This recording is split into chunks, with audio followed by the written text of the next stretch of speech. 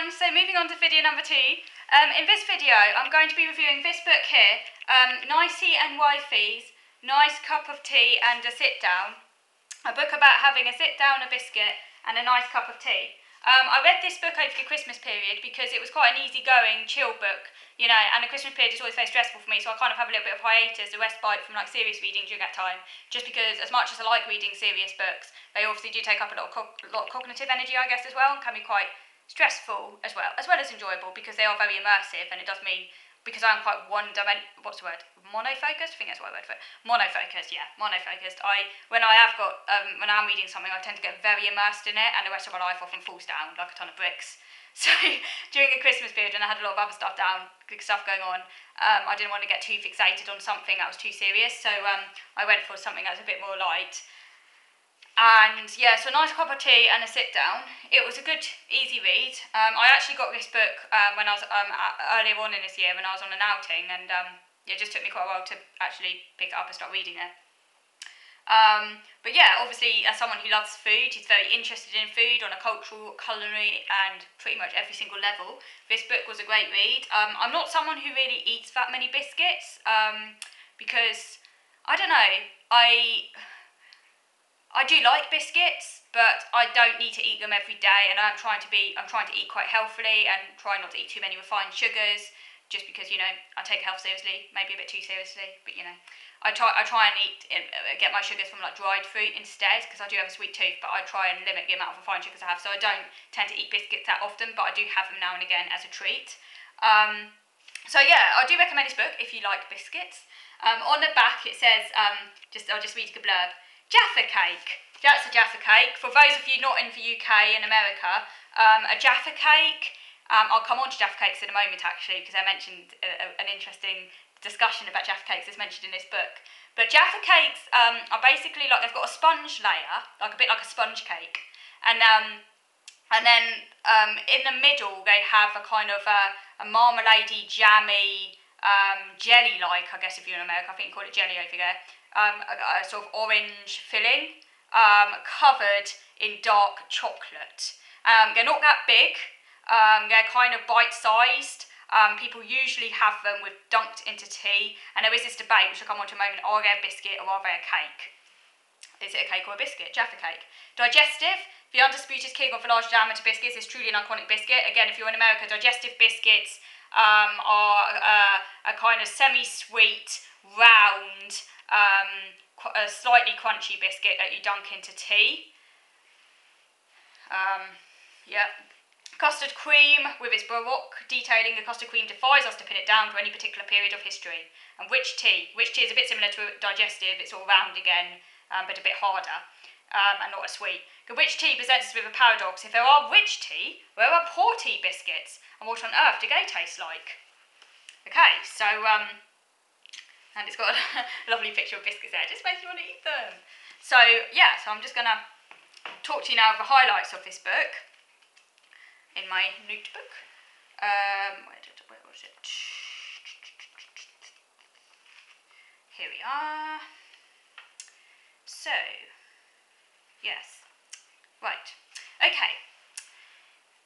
So for things that I thought were quite funny, on page 67, where it talks about digestive biscuits, it mentions the fact there are two varieties of digestive, a sweet meal and wholemeal. I think sweet meal is obviously, yeah, it's like a sweeter version, whereas wholemeal, I guess, is a slightly more like virtuous version. Personally, my favourite digestive biscuit is the wholemeal Dove's Farm biscuits. Dove's Farm Organic. They don't come in a very big pack, and they taste completely different to regular digestive biscuits. They taste really rustic, and they're made really well with proper wholemeal flour. They're not as sweet, I don't think, as regular digestives, but they're just so nice. So I highly recommend those if you are in the UK. Dove's Farm, go check them out. It mentions here, which I thought was quite funny, the poor quality ones taste like damp cardboard. Yes, I know.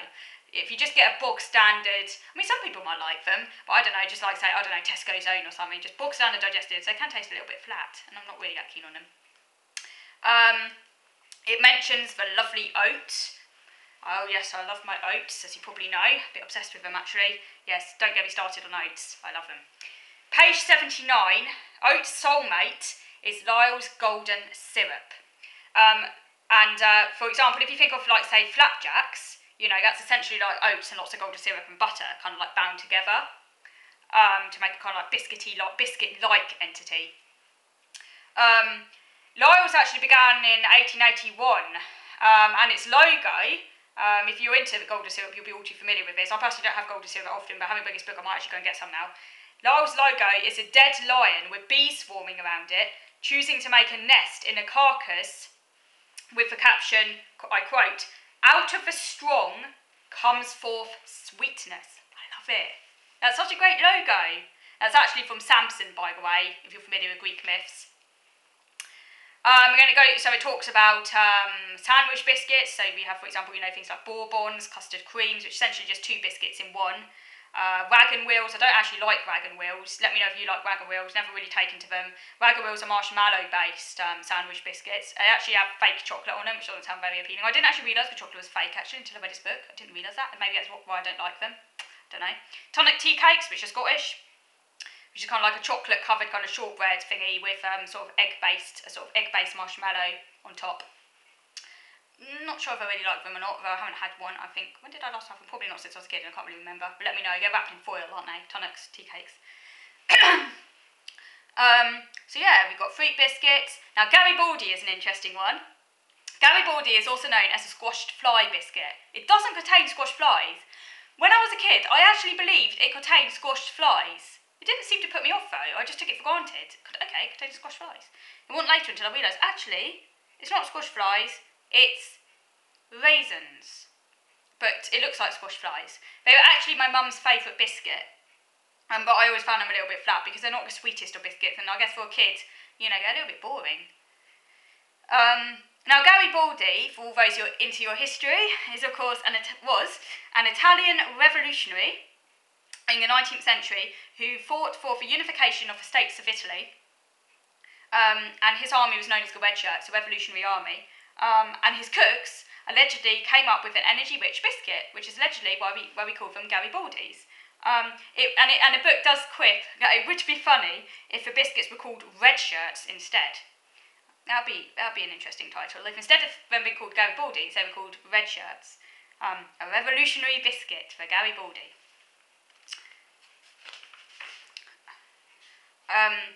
Then it discusses foreign biscuits. Just a little bit about that. And then we get to the Jaffa cake debate. Page 140, Jaffa cakes, the eternal debate. It's a philosophical question. Is it a cake or is it a biscuit? You could actually write a whole essay on this. You know, you can imagine like a lecturer saying, you know, I don't know, like say when you're doing, I don't know, a philosophy degree or course or what have you, saying, you know, setting an essay paper or an exam, Jaffa cake, biscuit or cake, discuss. Now what you do is you go away and you look on the Inland Revenue website, if you Google that, and you type in Jaffa cakes, cake or biscuit, and then you can have a look, and there's a long list of points, both arguing for it being a cake and arguing for it being a biscuit. So again, you make a note of that, and then you formulate an argument and analyse it and come to your own conclusion, maybe adding your own personal ideas into it as well, because they always like original ideas, don't they, when they're marking essays. Is it a cake or is it a biscuit? Now, Inland Revenue, and I never even knew this was a thing, but Inland Revenue actually wanted it to be a biscuit because they could then tax it. It was decided, God knows when, not to tax things that we cannot do without. And cake, apparently, is one of the things we can't do without. It makes me think of Marie Antoinette. Look at me cake. But for biscuits, it depends where you put the chocolate. If it's slapped all over the top, it will be considered luxury and liable for VAT, value-added tax. So the Inland Revenue thought that Jaffa cake was a biscuit. McVitie's, who makes Jaffas, said it was a cake. The VAT Act of 1983 is rather woolly about what is considered to be a cake or a biscuit. So, in 1991, McVitie's went to tribunal. They won, of course, otherwise we would call it Jaffa biscuit, and we still call it Jaffa cake. So they won, and therefore it avoids VAT. And so they can sell it It's 0 rated, so it's nice and cheap to buy, which obviously is good for McVitie's because they can sell more of them. It's quite funny because on page 143, Wifey, who is Nicey's wife, says, "We all know it is really a biscuit. It's sold near a biscuit, it's like a shop. So of course it's really a biscuit. We all know that really," she says. Personally, I actually side with McVitie's. I think it's actually a cake, but the debate goes on. VAT is incredibly complicated. Hundreds of millions are spent yearly by the government employing people to decide if new products are a cake or not, or if a biscuit has a little bit extra chocolate to make it a luxury. Wifey says that the government should just admit that all biscuits are part of our staple diet. Manufacturers could make bigger chocolate biscuits without fear of the taxman who could chase the tax-evading criminals. So, as I was saying, so that's Wifey's idea that Jaffa is really a biscuit. She obviously disagrees with McVitie's, but personally, I think McVitie's are right. I think a Jaffa cake is a cake. Yes, it is sold with the biscuits, but don't forget it's got a sponge. It's made with sponge cake at the bottom. Sponge cake is not hard like a biscuit. And unlike a biscuit, biscuits when they're stale go soft. Jaffa cakes go dry like a cake. But if you go check out your government website, type in a Jaffa cake debate, and as I say, you'll come with a long list of pros and cons. It's almost farcical. It makes me laugh. I mean, you know, this is something like out of a Monty Python sketch. I mean, it's almost ludicrous. And to think that they spend all this time kind of, you know, analysing whether or not it's a cake or a biscuit. I mean, it's almost absurd. Some of this book is quite funny. It did make me laugh. For example, on page 36, there's a section all about how to buy biscuits. Yes, how to buy biscuits. Where is it? When buying biscuits, by all means, pick up the packets to examine them. The most obvious thing you can learn from this are the actual dimensions of the biscuits, which often bear little correlation with the picture on the pack. You might even go so far as measuring them with a little tape measure to see if the unopened packs will fit in your tins. A tip for married men: it's best not to have your wife present if you decide to measure biscuits in public. That made me laugh. Can you imagine it? Just imagine going into a supermarket and measuring all the biscuits with a tape measure. Seriously. That'd be so funny. Shortcakes, I love shortcakes. It mentions them, or shortbreads, kind of shortcake, shortbread, sort of used interchangeably, really. I love shortcake, shortbread. The short bit refers to the fat, which makes it soft and crumbly by shortening the gluten molecules, making a less rigid molecular structure. Shorties, the simple shortcake, is actually to do with the pagan winter solstice. The edges are still decorated with sun rays, and this goes back to pagan times when they were looking forward to the return of the summer sun, and they would traditionally eat them around New Year's time. Originally in Scotland, the sun design was on the large round oat cakes known as bannocks, but again eventually they put them onto shortcakes as well. I love shortcake. Really lovely, buttery, you know, very, very, very fatty. Oh my god, so nice. And on page 166, another funny bit, it talks about tea depletion, the activities that drain us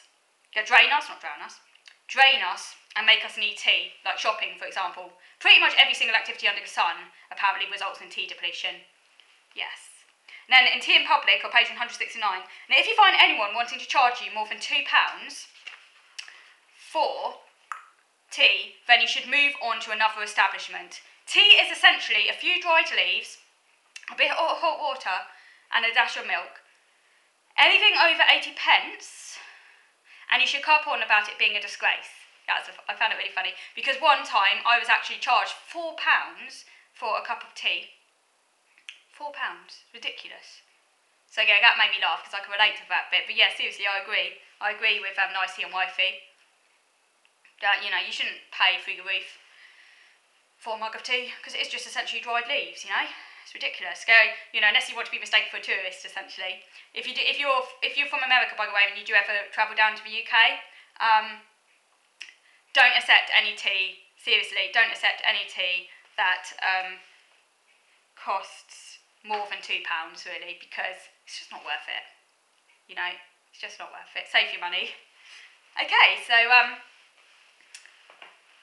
hope you enjoyed this review of A Nice Cup of Tea. So I've got really bad throat now. I'll be talking too long. I need some water. I really recommend you go and read this Nice Cup of Tea and a sit down. It's a good book. Now, you're probably wondering why I'm filming on Tuesday.